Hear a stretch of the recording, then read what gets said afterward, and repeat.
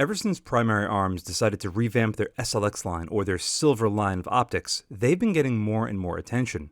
Primarily because they're really inexpensive, and so far every single option that I've got my hands on has been really, really good. Just take a look at the Nova, for example, if you're into LPVOs, or any of the microprisms, the 1, the 3, or the 5X. All of them, for their price point, have performed extremely, extremely well. So it's no surprise to me that so many people have requested I get my hands on this 40-16x44 to review. And I'm very happy that there were people that were out there with enough interest, so much so that someone sent this in, because, in my opinion, the 4-16 magnification range is something that should not be overlooked. It's extremely useful and efficient when done properly. So with that, let's see if Primary Arms actually made this thing right. This has been the most requested scope to review in a long time, actually, by all of you, my viewers, commenting on various videos. Where the hell is the 40-16x44 first focal plane Primary Arms SLX? Here it is. And it's actually courtesy of a viewer. He was nice enough to send this in direct from Primary Arms, actually, when he finally got it. And, well, here it is. If you are unfamiliar with what this is the new generation first focal plane, real low-budget MPVO. These are around 300-ish bucks, and for that you get a standard Primary Arms box. This version has the R-Grid 2B reticle, which is probably what I would opt for, because this is, in my opinion, going to be set up for some sort of precision-ish rifle, something that you're going to want to dial with. And what better way to do that than with a standard milling reticle with a Christmas tree on it. There is the reticle in question, and there's actually a lot going on with this that I quite like. It's pretty simple, but it offers a reticle that should be very easy to pick up at 4x and still quite usable and fine at 16. So I'm really excited to see how this actually works.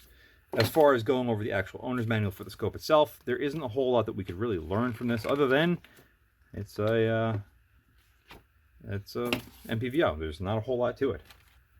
As far as the scope itself, it comes with Primary Arms really fairly low budget scope caps, which I find to be mostly adequate.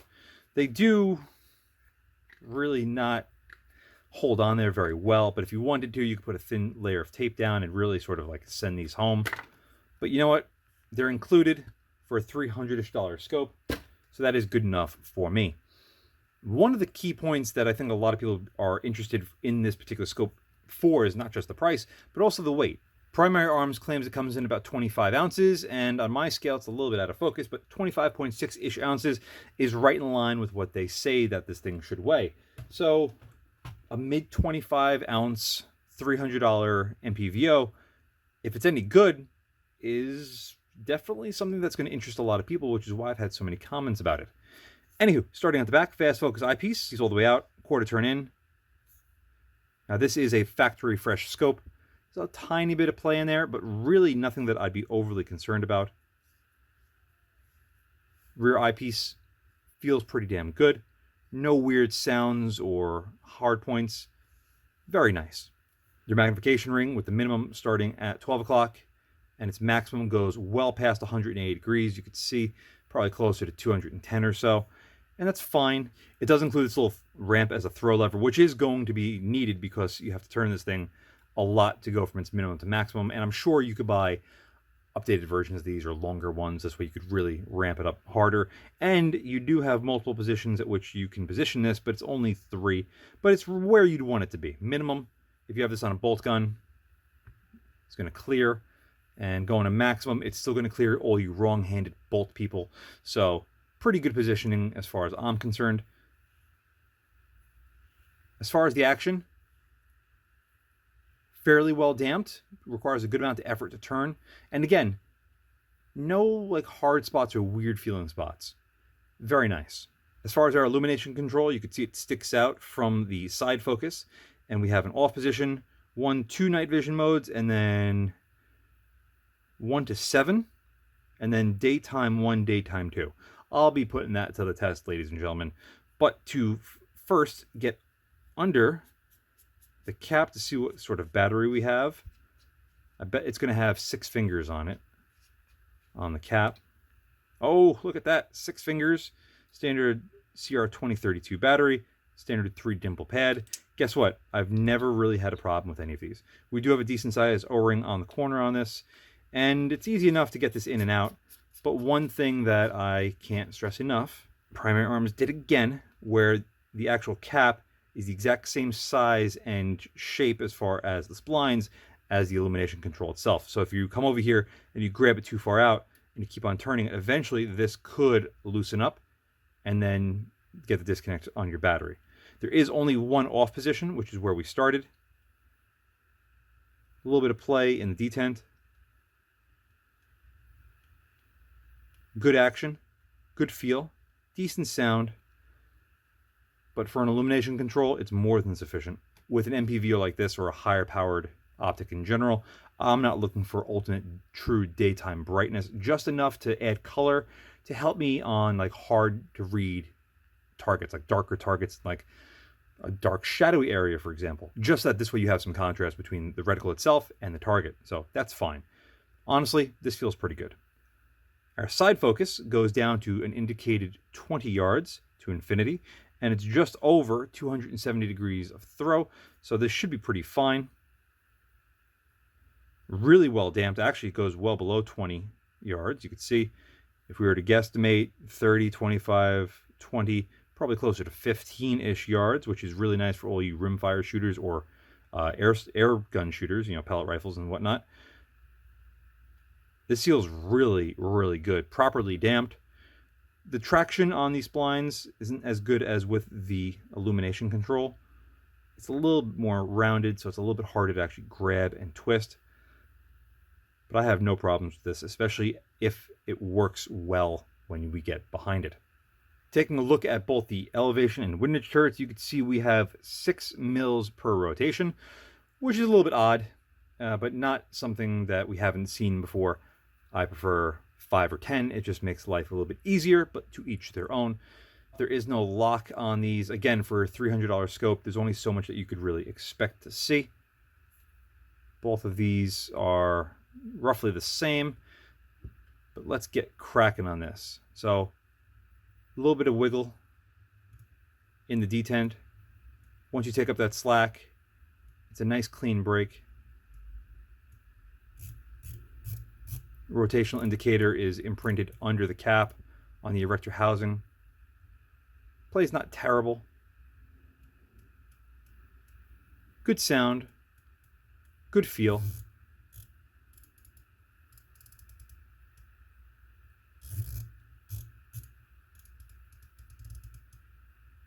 I'll give that a pass.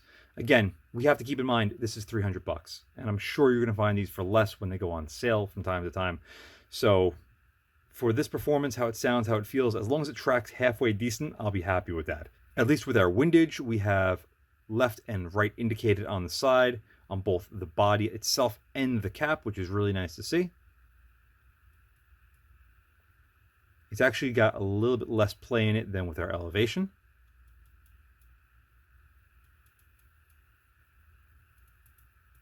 Good solid feel. Good solid sound. Yeah, I will give that another pass. Again, $300. And for any of you wondering, yes, of course, this is made in China. It's a $300 scope. What could you expect?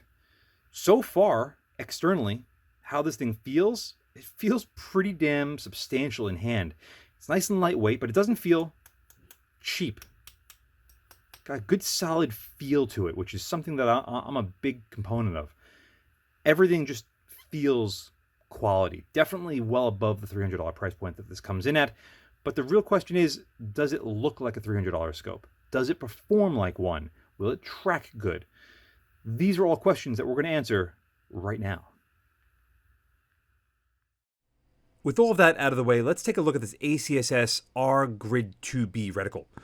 In the pictures on the box or in the instruction manual, it looks really good. But when you look at it right here, Baron at 4x, it's missing something. In fact, it's missing 3 or 4 of some things, and that is posts at 3, 6, and 9, or even 12 to draw your eye more towards the center.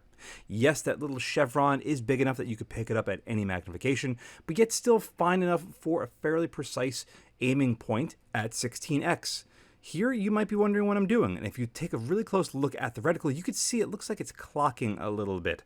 Not exactly what you want to see first and foremost. However, the donut or the ACSS portion of the reticle is very nice as well. It's very easy to pick up, again, at any magnification, and here at 16x it doesn't seem like it's too big. Illumination is, I find it to be more than adequate, especially for an MPVO like I said earlier. Do I consider it to be true daytime bright like an LPVO or a red dot? No, nor will it ever be. But again, you don't really need that. However, I really must maintain that I do wish this reticle had posts at 3, 6, and 9 at the minimum to help draw your eyes towards the center.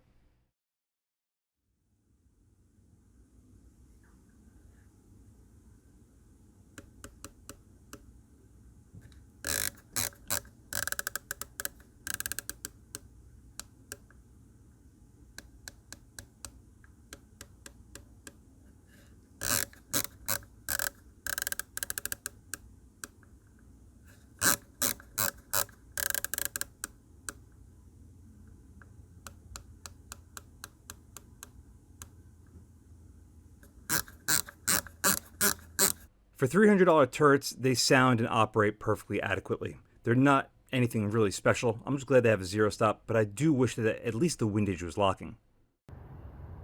The primary arms, SLX 4 to 16 by 44. This is the first focal plane. And down here, you can see we have it lined up as close as we can get it. There's always gonna be a little bit of error because I can only get it so fine. Anyway, image down here looks really good at maximum. I'm gonna slowly take it out to its minimum just to see if we can notice any sort of reticle shift on our target. None whatsoever. That is really nice. We're going to adjust the side focus to see if we have a tremendous amount of shift. Very little when we go closer to infinity. But when we get it just right, it looks pretty damn good. So that little bit of shifting that we saw earlier at the tabletop was definitely something with the scope, but it doesn't seem like the reticle had shifted on the target. Maybe it's just the entire image looking through it shifting. Very similar with what I saw with the Night Force Attacker 4 to 16, ironically enough, where everything just sort of shifts a little bit, but it's not the reticle to the target, it's just the entire image, which Night Force said they planned for that. That's actually part of the design. I wonder if the same could be said here for the primary arms. I'm just going to hope that it's the truth. I'm not going to bore you with doing this full tracking test. Just know it tracks really well. It's not perfect, but it's definitely within the realm of acceptable considering I've seen some really top dollar scopes fail this. It has a max offset of about 1/10 of a mil all the way down at the bottom, so 1%. You will note that the 12 o'clock position on the reticle does seem like it's canted a little bit off to the left for whatever reason, but even at lower magnifications you could see that as well. I think it's just a problem with the reticle maybe, but I don't really know how else to explain it. Everything else seems to line up fairly well, so take it for what it's worth, but again, this is a $300 scope that's so far doing really well. Let's start this off by seeing just how bright that true daytime bright illumination can be on a fairly bright sunny day. On full, there it is. It's definitely better than some options out there. Definitely in the MPVO segment. Typically they're like twilight brightness. This is definitely what I would consider daytime visible. But daytime bright is truly reserved for red dots or second focal plane LPVOs in most cases. But again, this is more than sufficient for my needs for anything in this sort of magnification range or more, because it's just bright enough that you could pick up the red on a target at almost whatever distance that you need to. If anyone watching this right now is looking for more, you're going to have to look elsewhere. But for everybody else, just know it's probably about as good as you're really going to need it to be. At its maximum of 16x here at 30 yards on this power transformer, you can see we have a very good looking image with almost no chromatic aberration that I was capable of seeing. It's actually really, really pretty. And I'm quite delighted to say that the good news doesn't stop there. I shut the illumination off for the rest of the segment because why kill the battery when you don't really need it? Again, this reticle is designed, at least on the center, to be usable at the entire magnification range, which is something that I deeply appreciate. I've been reviewing a ton of different MPVOs recently, and for whatever reason, it seems like the reticles just aren't usable at anything except for like almost the midway point of the magnification and up. It's like they just completely forget about the bottom end magnification. Like, no one needs below an 8x, so just, who cares what it looks like? It only matters up top. I am not that style of shooter, and when I buy something in a variable power magnification such as this, I like to be able to use all of the magnification. And if not, then that's a real check against the scope. This actually gets a check against it, again, because there's nothing drawing your eye to the center except for the ACSS donut, which again, I like, but unlike something like the MRAD 1, which is a very similar style of reticle as far as the donut goes, there's no posts drawing my eye more to the center. And if you're a more dynamic shooter, you shoot from an off position, you get behind your scope in a fast sort of environment, having that little bit of a tweak to the reticle really does make a huge difference. I increased the magnification here to 10x, and the image doesn't look any worse for the wear. In fact, it looks a little bit flat, but that's again because I filmed this during the high point of the Canadian wildfires. In fact, at one point it was so bad that you couldn't see the brick building at all. It was like crazy fog had settled in. It was extremely hazardous to one's health. But here, it was just ever so slight haze mixed in with the summer humidity. At its maximum of 16x here at our 400-yard brick building, fine-tuning the side focus reveals a truly beautiful looking image. There's a fair amount going on with this, so I will be brief. There's good contrast. You can pick up all of those bricks on the dark side of that wall. There's no chromatic aberration like I had mentioned earlier, and everything seems to be pretty much in focus, whether it's the tree to the left at about 200 yards or the trees off in the distance at about 600 to 700 yards. So the depth of field on this thing is truly incredible. What that means is you probably won't have to adjust your side focus all too much, especially if you're shooting in an environment where you know where your limitations are. Like if you're shooting multiple targets in, like 200 to like 500 yards, you tweak this a little bit and then you're good. You never have to really adjust it. Now, for some people, that will be a pro, like myself. Others, that will be a con. Others like to have it that whatever plane of existence that their target is on, that's the only thing that they want in focus. I myself, being a more dynamic shooter, like I've mentioned numerous times in this video alone, I like it where the less work I have to do, the better. So in this case, you set the side focus roughly where you have to be, and it's honestly exactly what you're going to need. For this next segment, I turn the illumination back on full and test the overall eyebox and the image stability. What image stability is for me is when you are not perfectly centered behind it, how sharp does the image stay in focus and how sharp does the reticle stay in focus? Two very important things that a lot of people overlook. Again, I am delighted to say that getting behind this thing is extremely easy, even at its maximum magnification.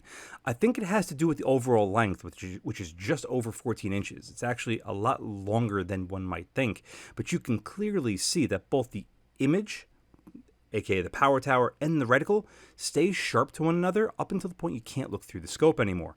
And unlike most other first focal plane scopes as far as the illumination goes, you could see it even into the shadows. It's the best performance of a first focal plane illuminated reticle where you could actually still pick up the illumination even though you can't look through the scope. And that is something that is very uncommon. Again, it's something to do with its design, and it's got to be something to do with the overall length on this thing, because I shit you not, this is about as good of a performance as you can get out of a 4 to 16. At 10x, we get basically the exact same performance, just a little bit more movement side to side, and still manage to look through it, meaning the exit pupil is dilating, it's a little bit larger, it's a little bit more forgiving to get behind. Exactly what you'd expect in most typical scopes. This doesn't leave much to the imagination as far as doing weird and wonky shit. At its minimum of 4x, could you guess what's going to happen? Well, you should be able to, because typically at every scope's lowest magnification, it's going to perform the best. And here, there is no exception. It performs wonderfully. Just look at that illumination off into the shadows. You almost never, ever see that on a first focal plane scope, especially MPVOs or HPVOs. This is a one-of-a-kind sort of performance, and I wish more scopes could do this, ladies and gentlemen. I think a lot of it, again, has to do with the design. It being a little bit longer allows for a better exit pupil and just different geometry inside with the glass. And I'd much rather give up an inch or two here and there to have just a performance like this, because it's truly awesome. I'll showcase off the Eyebox in a bit more of a dynamic approach with just literally taking the camera and wiggling it around. Here at 4x, there you can clearly see the illumination off to the side. It is huge at 4x. You could choke up on this thing. You could be 2-3 inches behind it and still have no issues. At 10x, you get, again, a really solid performance. This thing is solid through and through. And once you get behind it perfectly, there's no real distortion to it. It is a very flat and clear looking image, and something that I truly can appreciate. The same thing can be said here at 16x at this thing's maximum, where again, you just have a little bit more play side to side and in and out than you would on most other MPVOs or especially HPVOs. Now, granted, the 4:16 magnification range is only a 4x multiplier, so typically they're a little bit easier to get behind anyway, but this thing's still just, it's surprising. It's surprising how good it is. Another area where you're going to notice the large exit pupil, and by the way, for anyone uninitiated, the exit pupil on this thing at its maximum magnification is roughly 2.7 millimeters. So it's not super gigantic, but it's pretty damn impressive nonetheless, because here at 1,000 yards, at 16x, at 0 mils of added elevation, you can see we have a perfect view looking through it, and a very good, sharp-looking image. Again, there's still some haze to the air, so the image does appear a little bit flat, especially with the colors. Typically, as you've seen in brighter environments, the colors do look pretty good, and you will notice that a lot more at large bore in just a moment. But I add my standard suite of 10 mils of elevation, and guess what? There's no shift to the exit pupil, there's no shift to the Eyebox. You could still look through this thing perfectly, and not even adjusting the side focus, we still have basically a perfect looking image through it. There are some slight differences. The image does get a tiny bit darker, but it's so minute, so unnoticeable that unless you're really looking for it, or you've trained behind this thing forever, that you'll ever really notice it. It's honestly, again, better than I was expecting. Lowlight performance is another crucial area for a lot of people, especially if you're using this on a potential hunting rig. Now, again, this is very dark later in the day. The sun is clearly set. Maximum illumination is way too bright, but you could see those steps are really nicely spaced out, that you could really fine tune it to the exact brightness that you're looking for. For this, leaving it on high is just way too much, so I put it on one of the lower settings, and you can see it's just this beautiful little glow that guides your eye gently towards the middle. Now, focusing on that parapet wall and that brick building, increasing the magnification slowly, you will see that once we get to the maximum, there's almost no drop off in light. Again, this has to do with the fact it's only a 4x multiplier. It's not a 5, it's not a 6, it's not an 8. There's almost no stress with the glass. The glass only has to do a good job for 4 times magnification. And that's just another reason why I like the 4:16s, because they're really not doing that much work, but yet you get a decent field of view, which I didn't talk about yet. It's 26.6 feet at its minimum to 6.5, but I will be making comparisons soon, so we'll talk about that. But just know its low light performance is pretty stellar. It's time for your favorite segment, ladies and gentlemen. It is the direct side-by-side comparison. On the left will be the SLX, and on the right will be its main competitor for the segment. And we're going to start off with the Arken SH4 Gen 2 4:16 by 50. This is another front focal plane Chinese-made MPVO 4:16. This is a 50mm front objective, whereas the SLX is a 44. Price range on both of these are right around $300, but these are not identical scopes. There are a couple of key differences that would guide you towards one versus the other, namely on the length. Again, the SLX is about 14.25 inches long. The Arken is 12 and about 3/4, give or take. But it's not so much the length, it's the weight. The SLX comes in at a very svelte 25.4 ounces, like we already saw. The Arken comes in about 35.6 ounces. A lot of that has to do with the fact that the SLX is only a 30mm tube, whereas the SH4 is a 34mm tube. That's also going to give you a little bit more elevation gain with the SH4, but I really don't think you'd ever really need it. But that's something that you're going to have to figure out on your own, figuring out your dope and your ballistics for your caliber and your distances and, the whole shebang. One thing that's really going to jump out at you when you look at these two side by side is going to be the view looking through it. The SLX is not small, it's actually pretty average, but the SH4 is very large. It's actually very impressive to get behind. Not only is the view looking through it large, but so is the field of view. You're talking about a field of view with the SLX of about 26.6 feet at its minimum, and on the SH4 about 30 feet. So that is a sizable difference. You're talking about almost 4 feet. As far as their maximums here at 16x, the SLX is 6.5 feet and the SH4 is 7.5 feet. Again, it doesn't sound like a lot, but when it comes to being able to identify not just the target downrange, but what's around your target downrange, having that little bit extra field of view is a huge improvement. One area where I will give it to the SLX is going to be with illumination. The SH4 has it, but you don't really ever notice it. And it's only that tiny little crosshair in the middle, which again, I prefer that they did it that way, but the SLX definitely has much better illumination. The exit pupil is also going to be much larger with the SH4, which means it is a little bit easier to get behind. At its minimum, the SLX is 11.5, the Arken is 12.5. That's again a huge difference. Up at top here at 16x, you got 2.75 for the SLX and 3.13 for the SH4. As far as the eye relief, how far the scope is going to be away from your eye, they're basically identical at about 3.6 inches. Now, who do I recommend what for? The SLX if you're thinking about hunting, the SH4 if you want more of a tactical approach. The turrets are great on the SH4, it tracks really good, and it's got just a better overall sense of using a tactical approach as opposed to the SLX, but both can do both roles quite well. I wanted to give you a sense of what it would be like to get a slightly different magnification, but not all that much. The Athlon Helos BTR Gen 2 2-12 by 42 is another front focal plane Chinese-made scope, but this one's a little bit more tactical in its approach because it's got both locking windage and elevation, and the reticle is a little bit better suited for using at all magnification ranges. Just look at those posts at 3, 6, and 9 on the BTR.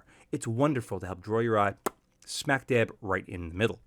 The Athlon does have a fairly large center dot, which a lot of people complain about. It's about 1 MOA, so about 1 inch at 100 yards, 2 inches at 200 yards. And for me and the rifle that it's been permanently attached to since I bought this and reviewed it, it shoots about 1.5 minutes my gun. So you put the dot where you want the hole to be, and you get a hole there. It's actually really nice. I also prefer the BTR's reticle because you could see those drops a little bit more efficiently. Again, it's definitely more set up for a quick response as opposed to the SLX, which tries to blend the line between getting on it quick with that large ACSS in the middle and the chevron, but then the fine dots for a more precise holding shot out at distance. From an external standpoint, though, as far as feel, function, and fit, I will give it to the BTR because the locking turrets are exceptional, and it's 10 mils per rotation as opposed to the 6 on the SLX. It is a little bit more expensive. Typically, you could find them on sale for around $450, but they usually go for like around $550 to almost $6. But if you do get lucky and you are a little bit patient, you can find the BTRs for about that $400 to $450 price range, which is really stellar, but it's still going to be more expensive than the SLX.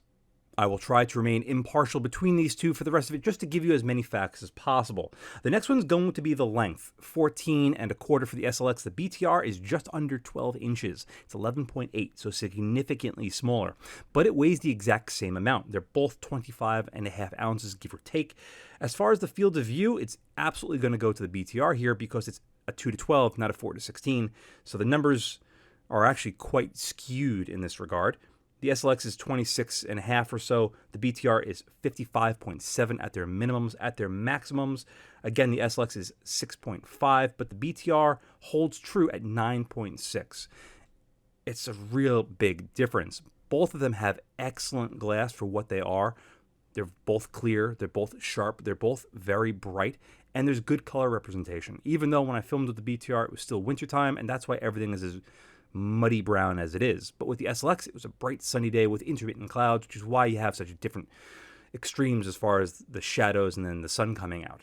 There is no information for the exit pupil for the BTR that I could find. From my personal experience, though, I would say it's rather acceptable. I can't really give you a number because I don't want to give you guys false information, but I've had no problem getting behind the BTR at any magnification in almost any position. Even at 12x, it's still quite large to get behind, and in darker environments when your eye pupil has dilated, and sometimes it could be bigger than the exit pupil of the scope at higher magnifications in darker environments, you sometimes get this weird shadow effect. You don't really get that with the BTR, or at least in my case, I do not. As far as the eye relief, they're both identical at 3.6 inches, but Again, the Helos does have a slightly larger view looking through it, but it's so minute in this sort of sense that it's almost a wash. Which would I pick and why? Well, it's going to be what you're going to be using it for. If you're on a super tight budget, the SLX is definitely the one to get because you can get it for much cheaper. And if you're shooting off of a bench or a square range more often, it's the one to get because it's cheaper and it performs extremely well. But if you plan on using your gun in the woods or in a more tactical environment, or you want that little extra forgiveness on the bottom end magnification, the BTR is definitely the one to get. Next up is going to be another Primary Arms product. This time it's the GLX 3-18x44. This is also in front focal plane, but has a 34mm tube. And you might be going, well, yeah, you know what? I want to see this because how does a 3-18 stack up to a 4-16? After all, the numbers aren't that much different top to bottom, and you'd be absolutely correct. The price on these are significantly more expensive. They're more than twice the price normally, at about $750. Lengthwise, the GLX is about a half inch shorter. Weight-wise, they're about 5 ounces heavier. Field of view is going to be slightly different, again, because you got a 3x minimum versus a 4x. Again, SLX is 26.6 feet. For the GLX, you're talking about 36.7 feet. So 10-foot difference is monstrous. At the top end, though, the GLX claims to only be 0.4 of a foot, or about 4 inches, narrower than the SLX at 6.1 feet. Doesn't sound like that much, but focusing here basically on the exact same sort of target area, you can see there's a bit of a difference there as far as your overall field of view. View looking through them are both very similar. We do see a little bit less scope body on the GLX, but I can assure you I'd much rather have more scope body and a clearer image than what the GLX can perform. And probably the worst part of the GLX is going to be its exit pupil. On the SLX, we have 11.5 and 2.75 minimum to maximum in millimeters. On the GLX, we have 9.3 at the minimum, which is actually significantly smaller despite the fact that it's a 3x minimum, and 2.4 at the top end. This is because it's a 6x multiplier, not a 4x. That's a huge difference. And that is unquestionably a difference you will notice the second you get behind these two. From my personal experiences behind both of these, the SLX was the much more enjoyable one to get behind. The GLX, at least the 3-18x44 variant, was kind of a letdown. Same thing goes for illumination. I give it to the SLX. I also give more or less the reticle design to the SLX. The GLX does have a similar style reticle to the SLX in option form, but those are basically unobtainium sometimes. Eye relief, they're about the same. The GLX is a little bit shorter. It's 3.5 as opposed to 3.6. My experiences behind both of these are both pretty serious. The GLX, from an external standpoint, is incredible. It's really, really nice. Better than its price point will indicate. It's got very similar locking styles to Mark V HDs, and it works just as well. But the glass goes to the SLX. I cannot vouch for the GLX 4-16. I'm hoping one day to get my hands on one of those. If not, I might have to just buy one and say screw it. But between these two, I'd go to the SLX. My final comparison is going to be with a scope that costs about 8 times the price. That is the Nightforce Attacker. This is also a 4-16, but in 42mm front objective. First focal plane, 34mm tube. Again, price, these are like $2,500 or so. They're very, very expensive. But there's actually some similarities, namely in the magnification range, but also in the capacity of the glass. Now, I'm not saying that the SLX is on par with the Attacker. It's not. It never will be. It never could be. But it's not that far off from an overall general usability standpoint. Could you expect much more performance out of an SLX, a $300 scope, as what we're getting here against an Attacker? I don't think you really could. Anyway, on to the rest of the facts. Length on the Attacker is going to be 1.5 inches shorter. It's 12.6 inches as opposed to 14.2. Weight-wise, the Attacker is going to be about 5 ounces heavier. By the way, they are fully American-made. That's why they are so expensive. As far as the field of view goes, though, they're actually really, really similar. The Attacker is a little bit larger, but only by about 0.3 of a foot at its minimum, and at their maximum, it's about 0.4 of a foot. I don't know if it's usually measured in inches or in just decimal places, so if it is 10%, it's actually going to be like 1.2, but whatever. As far as the exit pupil, though, The SLX actually has it beat at the minimum magnification. 11.5 for the SLX and 10.3 for the Attacker. That's actually kind of wild. And at their maximum, they're basically the same at 2.7 millimeter. As far as the overall eye relief, they're about the same, 3.6 on the SLX and 3.5 on the Attacker. But why am I even showing you this? Well, the Attacker is probably one of the best scopes I've gotten behind in recent memory, if not the best. It's almost life-changing. You get behind it, you use it, you feel all the controls, and it feels like everything was so well thought out and built. You could absolutely just probably drive some nails home with it, and it would be fine. But as amazing as the Attacker is, the SLX doesn't seem that far off. Here at 300 yards, almost identical days. It was a couple months apart, but really looking at the 300-yard line on very similar targets, it's kind of hard to notice that much of an initial difference. You really have to study the image, and even then, you might get tripped up if you didn't know which was which. If you can afford an Attacker, you're probably not going to buy an SLX. But if you are buying an SLX, just know that what you are buying is really, really freaking good. I walked into this having high hopes, getting my hands on a lot of the newer SLX products like I mentioned earlier, including the Nova and just the 3 microprisms. I was hopeful that Primary Arms would do something else right in the SLX lineup. In fact, when they first told me about them coming out with the Nova, they had mentioned that there were a lot of other SLX scopes that they were very excited for. And I can absolutely see why. The proof is in the pudding. I ain't got to tell you nothing. I could just sit back and play elevator music, and you should be able to pick up on this video like, damn, that actually looks really freaking good. And that's because it does. Whether you want to buy the scope or not, you can't deny the fact that they did a really good job on it. Now, yes, there are some things I would like to see changed. Namely, the reticle. Come on, Primary Arms. How much does it really cost you to add posts at 3, 6, and 9? How much? Why did you not do that? It's got to be to save money. There's no other reason. Because if you did add posts, it would just make the reticle that much better and that much more usable. So it's got to be a money-saving thing. And I could understand you're trying really hard to balance quality of some sort and price.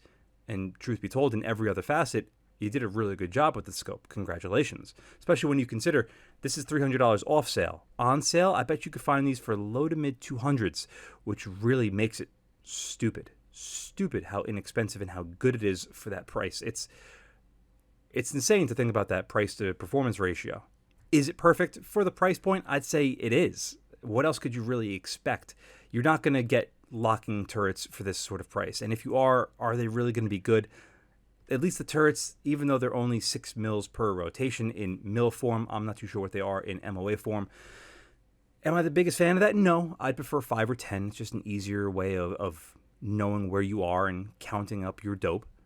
But 6 mils isn't the end of the world. How many times are you really going to go past that? If you're shooting on a rimfire, all the time. But other than that, probably not that much. Everything on this scope works good, but the glass is great. I don't know if it's just the 4x magnification. I don't know if it's just the added length. I don't know if it's just the combination of the two. But whatever they did an exceptional job on this. Yes, there are other scopes out there. I've showcased that have a little bit larger eyebox, a little bit larger exit pupil, a little bit larger field of view, a little bit larger view looking through it. But this thing's really got everything being where it needs to be 100% usable in most roles. Glass-wise. Reticle-wise, that's another story. Turret-wise, that's another story. But optically, this thing is really, really impressive. Who do I recommend it for? I recommend this for anybody that's looking to build a very low-budget rifle build, whether it's a rimfire or even most center fires, 5.56 guys. You're looking to build a real low-budget SPR, but you don't want to spend upwards of $1,800 plus for something really, really nice, and you're not too sure if the magnification range is going to work. For those of you that are questioning whether the 4 to 16 magnification range will work, this is a scope that I recommend. If you're on a really tight budget and you want this sort of magnification range for an SPR build, this is the scope that I would recommend. Yes, you can get the Arken, but it's going to be much heavier. Quality-wise, I honestly prefer most of the feel and the illumination of the SLX, but I will give the turrets to the Arken. Reticle is completely subjective. You're going to figure out which one you prefer and stick with that. But I recommend this for a lot of people, especially if you're going to be putting it on your back and hiking with it. That 25 ounces really isn't that much weight. However, there are other alternatives out there, so be mindful of that. This is not the one and done scope for a lot of people, but definitely something that should catch your eye if you're in the market for something like this. So, with that, a huge thank you to the individual that sent this in. I really did love and adore this thing. I really hope that the GLX 4016 is as good physically as the 3018 because the controls on that are phenomenal. Phenomenal. But the glass just wasn't there. If the glass on the GLX 4016 is even just as good as it is here in the SLX, then that would be a monstrously capable scope. But I'm not going to hold my breath on it because I've been burned before and I just don't want to be burned again. But that's going to be a scope for another time. Again, a huge thank you to the individual that sent this in for review. It really does make me appreciate what can be done in modern tech as far as low budget scopes go. And a huge thank you for all of you for watching. Without you, this wouldn't be possible. And as always, see you again next time. And a huge thank you to my Patreon providers and my Subscribe Star subscribers. Without you, this truly wouldn't be possible. If you'd like to support my channel but don't want to join either of those, I completely understand. But you could still help by using my affiliate links in the description below and or like, share, and subscribe as always. Again, thank you very much.